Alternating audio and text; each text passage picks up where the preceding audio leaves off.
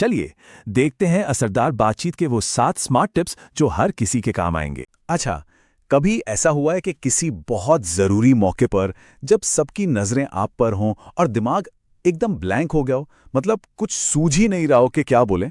यकीन मानिए ये एक बहुत ही कॉमन प्रॉब्लम है। ज़रा अपने स्कूल के दिन याद कीजिए, जब टीचर क्लास के बीच में अचानक किसी को खड़ा करके कोई सवाल पूछ लेते थे। उस समय दिमाग को एकदम सन्न हो जाता था। अब देखिए ये कितना दिलचस्प है। अगर कोई पूछे कि सबसे अच्छे दोस्त का नाम क्या है तो जवाब फौरन आ जाएगा, है ना? लेकिन अगर कोई पूछ ले कि उसी दोस्त की 3 खासियतें बताओ तो 95% से ज्यादा लोग अटकने लगते हैं। पर ऐसा होता क्यों है? देखिए, इसके पीछे एक बहुत सिंपल सा साइंस है। जब कोई अचानक सवाल पूछता है तो हमारे दिमाग को लगता है कि ये कोई खतरे वाली सिचुएशन है, और इसी डर की वजह से ना मेमोरी ओवरलोड हो जाती है। मतलब दिमाग में एक साथ इतने सारे विचार आने लगते हैं कि कुछ समझ ही नहीं आता। ये दिमाग का एक पुराना सेफ्टी मैकेनिज्म है जो आज के सोशल प्रेशर में हमेशा ठीक से काम नहीं करता। मुझे अच्छे से याद है, एक बार एक मीटिंग में मेरे बॉस ने मुझसे एक बड़ा आसान सा सवाल पूछा और मेरा दिमाग पूरी तरह से खाली हो गया। मैं बस वहां खड़ा हकलाता रहा। लेकिन आज कुछ ही सालों में मेरा कॉन्फिडेंस बहुत बढ़ गया है। ये कोई पैदाइशी टैलेंट नहीं है, बल्कि एक स्किल है जिसे कोई भी सीख सकता है। तो इस मेंटल कैओस को, इस उलझन को साफ और असरदार बातचीत में कैसे बदलें? इसका एक पूरा रोड मैप है। हम 3 पिलर्स पर फोकस करेंगे और फिर एक चैलेंज के साथ इसे पूरा करेंगे। तो पहला और सबसे जरूरी पिलर है प्रेशर में अपने दिमाग को तेजी से और क्लियरली सोचने के लिए ट्रेन करना। सोचने की स्पीड में महारत हासिल करने के लिए 3 बहुत ही कमाल की टेक्निक्स हैं। चलिए एक एक करके इन्हें समझते हैं।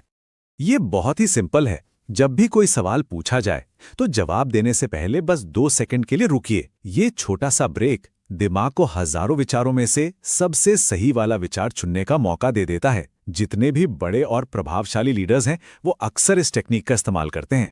अब इस ठहराव के इतने इफेक्टिव होने के पीछे एक साइंटिफिक कारण भी है। हमारा दिमाग हमारे बोलने की स्पीड से कहीं ज्यादा तेजी से सोचता है। तो ये जो पॉज है ना, ये हमारे मुंह को हमारे दिमाग के साथ कदम मिलाने का टाइम देता है। ये एक तरह का मेंटल फ्रेमवर्क है जिससे किसी भी रैंडम टॉपिक पर विचारों को तुरंत स्ट्रक्चर दिया जा सकता है। चलिए एक एग्जाम्पल लेते हैं। मान लीजिए टॉपिक है ट्रैवल। तो 3 पॉइंट्स। ट्रैवल से सीखने को मिलता है, नई भाषाएं सीखते हैं और नए लोगों से मिलते हैं। 2 तरह के ट्रैवल, एक हवाई जहाज से और दूसरी बस से। और एक दमदार कंक्लूजन, ट्रैवल हर किसी को अलग अलग कल्चर्स को समझने में मदद करती है। और पता है, इस 3-2-1 रूल की क्रेडिबिलिटी तब और भी बढ़ जाती है जब हार्वर्ड यूनिवर्सिटी की एक स्टडी ने इसे कंफर्म किया। रिसर्च में पाया गया कि जो स्पीकर्स इस स्ट्रक्चर को यूज करते हैं, ऑडियंस को वो ज्यादा एंगेजिंग और क्लियर लगते हैं, क्योंकि हमारा दिमाग नेचुरली पैटर्न्स को पसंद करता है। ये एक तरह की प्रैक्टिस है जिससे बिना तैयारी के बोलने का जो स्ट्रेस होता है उसे हैंडल करना सीखा जा सकता है।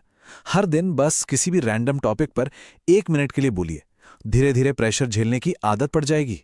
तो अब जब दिमाग तेजी से सोच पा रहा है तो अगला सवाल ये है कि उन विचारों को सामने कैसे रखा जाए कि वो सबसे ज्यादा असरदार हों। यहीं पर काम आता है स्ट्रक्चर। एक पावरफुल स्पीच का स्ट्रक्चर बनाने के 2 बहुत बेसिक प्रिंसिपल्स हैं जिन्हें दुनिया के सबसे बड़े बिजनेस लीडर्स और स्पीकर्स फॉलो करते हैं। ये एक साइंटिफिकली प्रूवन PRE स्ट्रैटेजी है जो ज्यादा समझाने की आदत को खत्म कर देती है। P मतलब अपना पॉइंट बताइए, R मतलब उसका रीजन बताइए और E मतलब एक एग्जाम्पल दीजिए। जैसे मोबाइल की लत पर। पॉइंट, ये युवाओं के लिए बुरा है। रीजन, इससे ध्यान भटकता है। एग्जाम्पल, मेरे एक स्टूडेंट का ध्यान इसी वजह से भटक गया था। सिंपल। इसको ना एक किताब की तरह सोचिए। एक दमदार शुरुआत पढ़ने वाले को खींच लेती है और एक मजबूत एंडिंग उनके दिमाग में रह जाती है। बातचीत में भी बिल्कुल यही होता है। तेज विचार और एक मजबूत स्ट्रक्चर, ये 2 पिलर्स तो तैयार हैं, लेकिन बात सिर्फ ये नहीं है कि क्या कहा जाए, बल्कि ये भी है कि कैसे कहा जाए। चलिए अब डिलीवरी पर फोकस करते हैं। ये 3 फिजिकल चीजें हैं जो किसी भी कम्युनिकेशन की सक्सेस में 50% तक का योगदान दे सकते हैं। बहुत तेजी से या बहुत धीरे धीरे बोलने से बचना बहुत जरूरी है। स्टैनफोर्ड की रिसर्च ये कंफर्म करती है कि एक नॉर्मल सधी हुई बोलने की गति को ही सबसे ज्यादा नॉलेजेबल और भरोसेमंद माना जाता है। जैसा कि स्लाइड में दिखाया भी गया है, हार्वर्ड की रिसर्च बताती है कि हमारी बॉडी लैंग्वेज हमारे कॉन्फिडेंस और अथॉरिटी को बढ़ा सकती है। अपनी रीढ़ को सीधा रखें, हाथ दिखाई दें और चेहरे को एकदम रिलैक्स रखें। ये एक बड़ी ऑडियंस के साथ कनेक्शन बनाने की एक बहुत ही आसान टेक्निक है। बाईं ओर देखिए, दाईं ओर देखिए और फिर सेंटर में देखिए। इससे हर किसी को ऐसा लगता है कि उनसे बात हो रही है, कि वो भी इस बातचीत में शामिल हैं। तो अब वक्त आ गया है कि इन सभी प्रिंसिपल्स को एक सिंपल लेकिन बहुत पावरफुल चैलेंज के जरिए प्रैक्टिस में लाया जाए। ये है 7 दिन का चैलेंज। अगले 7 दिनों तक हर रोज सिर्फ 1 मिनट किसी भी रैंडम टॉपिक पर बोलें और उसे रिकॉर्ड करें। इससे प्रेशर इम्यूनिटी बनाने में मदद मिलेगी और ये नई स्किल्स और भी मजबूत हो जाएंगी। तो सवाल ये है कि क्या सब लोग सिर्फ एक हफ्ते में अपने कम्युनिकेशन स्किल्स को बदलने के लिए तैयार हैं? ये सफर अभी से शुरू हो सकता है। इसको समझने के लिए चलिए एक कहानी से शुरुआत करते हैं। कहानी है गगन की। गगन में ऐसा क्या खास था? ना लुक्स ना पैसा, बस उसकी बातचीत का जादू था।